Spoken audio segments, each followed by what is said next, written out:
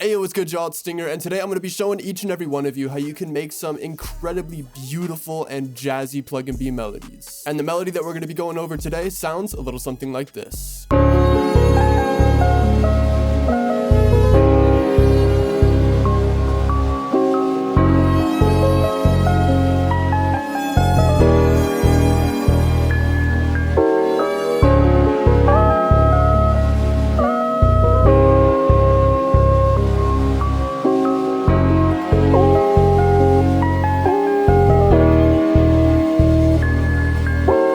Now, before we get into this tutorial, there are a couple things that you should know. One, if I seem a little bit unenthused during this tutorial, it's because it's my third time recording it. And second, to understand this tutorial, you should have a pretty basic understanding of theory. So if you know what chords are, scales, inversions, 7th and 9th chords, and flat and sharps are, then you should be all set. So without any further ado, let's just break down this melody. The first melodic aspect that I threw down is this electric piano from Analog Lab. Now, I like this specific electric piano because of how soft and bright it is, but you could also find some really high quality electric pianos in plugins like Purity and Xenology. So what I'm going to do is I'm going to play out this melody and then break it down piece by piece. So this is what it sounds like.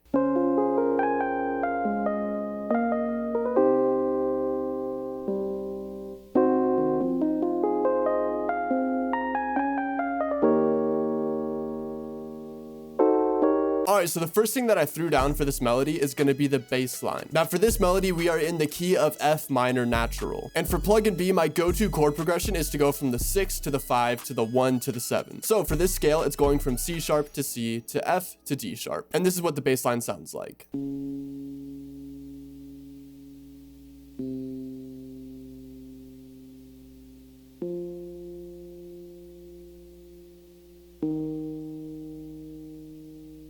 Now, the next step after that is to throw down some chords an octave above your bass line. And this is where a little bit of simple theory starts to come into play. So for this first chord, it's just a basic C major 7 chord. And I heavily recommend making use of 7th and 9th chords if you want your melodies to sound a little bit more full and jazzy. After that, I just go into a basic C minor chord with an octave inversion, meaning that I took the root note and put it up by an octave. And after that, to transition into the next chord, I play our C minor octave inversion, except the 5th of the chord is flat, meaning that instead of being at G, I moved it down by 1 semitone to F sharp. And by diminishing that 5th, it's putting it out of scale, which is exactly what we want to go for. The next chord, yet again, is just a basic C minor chord, but instead of the 5th being at G, I made it sharp and put it up to G sharp, which does reside in our scale. And for this last set of chords, I just use a D sharp major 7 and then use these two chords to transition into the first part of the melody. The first chord is a D sharp major diminished with a flat 7. What that means is I just took the 3rd, 5th, and 7th of that chord and put it down by 1 semitone. And after that, it just plays a basic D sharp major 7. So this is what our chord progression is sounding like.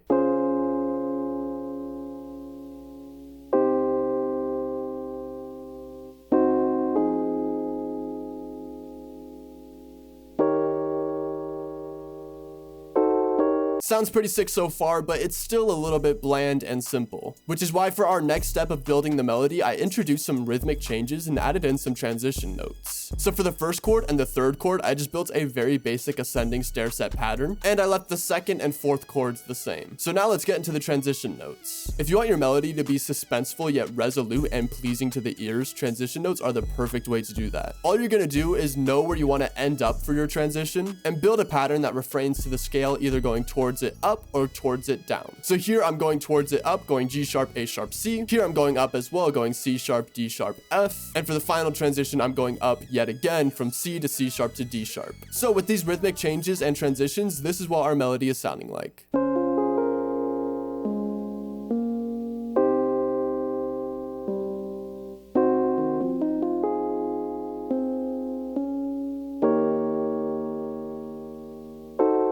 And now the final step for creating a Pluggnb melody is going to be to throw down a top line. So here we've got a pretty standard top line melody, not a whole lot going on here, but there are a few notable aspects. First is going to be these subtle strum notes. Throwing these in makes your melodies a little bit more human-like and gives them a lot more character. And the second notable aspect are these passing tones. These are very similar to the stair set transitions we were talking about before, but instead of refraining to the scale, it goes on a semitone basis. So what that means is we want to know where we want to end up, which is C, and build up to it using semitones instead of refraining to the scale. So right here it goes A sharp up by 1 semitone, B up by 1 more semitone, C. And as you may notice, this B is not in the key of F minor, which yet again is another technique we can use to introduce some chromaticism and give it a more jazzy feel. And I make use of these passing tones right here as well as right here. So now that we've added the top line and the passing tones, this is what the melody sounds like.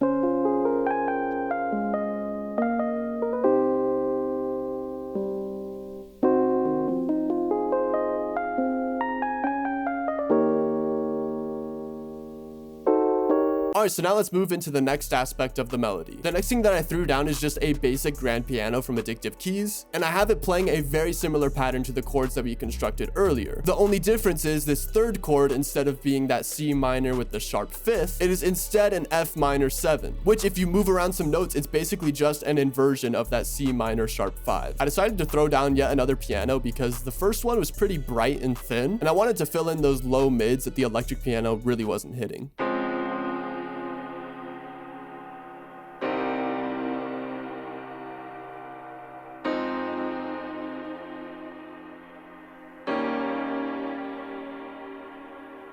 Now, the rest of the melodic components aren't really as complex as our electric piano, so I'm going to try to speed through them as there's not as much to learn from them as our original melody. So the next thing that I threw down is this violin from East West Solo Violin. And for my top lines, I like to have them playing important notes of the chords they're working with at the moment. So right here, a C sharp major 7 is playing, and this C is the 7th of that C sharp major 7. Whereas right here, the C minor is playing, and the G is the 5th of that chord. So for my top lines, I like to either use the root, the 3rd, the 5th, or the 7th.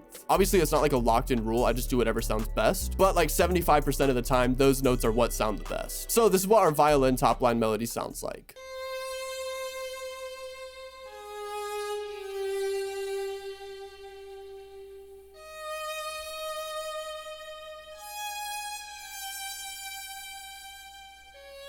After that, I threw down a very simple counter melody using this bell from Analog Lab yet again, and here I am making use of that 7th yet again as a starting point for this counter melody.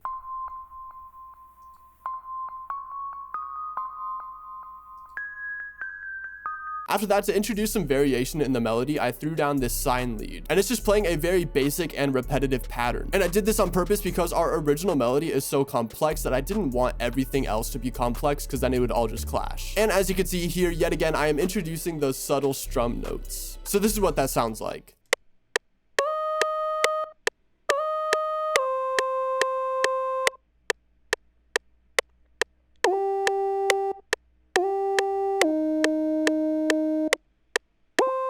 Next, I threw down this E bass from Purity, being the E bass 4, and I have it playing a very simple rhythmic pattern just following the root notes. But in this bass, you'll see I'm introducing those passing tones yet again. And that's because I don't like my basses to just be super stagnant, especially for these kind of melodies. And introducing those passing tones yet again emphasizes the chromatic and jazzy nature of this melody.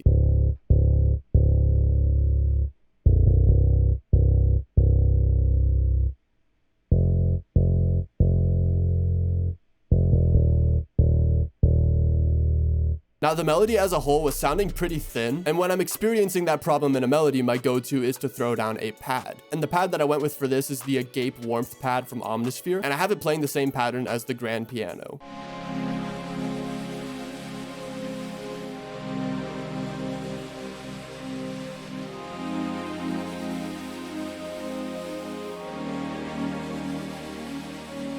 So with all of our melodic components together, this is what it sounds like.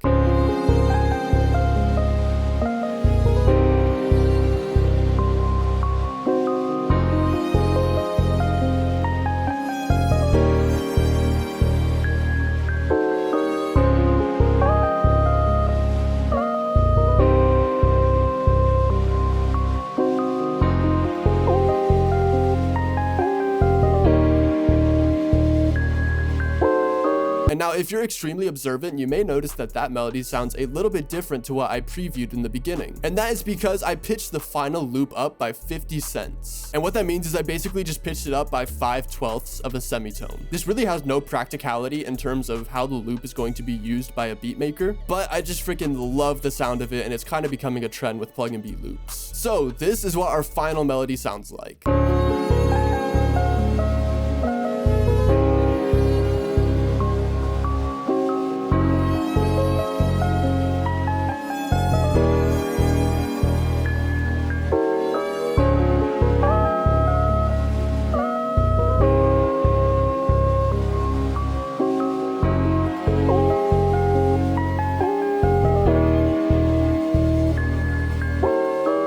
want to know how I mix my melodies, master my beats, arrange my beats, and mix my drums, you can check out the video in the top right where I go over all of those things. And other than that, that is going to pretty much cover how to make some insanely beautiful and jazzy Pluggnb melodies. Hopefully you enjoyed the tutorial and learned something new. If you have any questions, please feel free to throw them in the comments down below. I know this was pretty jam-packed with information. Also consider checking out my Patreon where I post the FLPs to all of my beats in all of my videos, including this one. So if you wanted to study the melody, the arrangement, the mixing, all that kind of stuff, it's right at your fingertips. And finally, consider subscribing as I post 1 tutorial a week and 2 sound kits a month. Other than that, that's going to be it.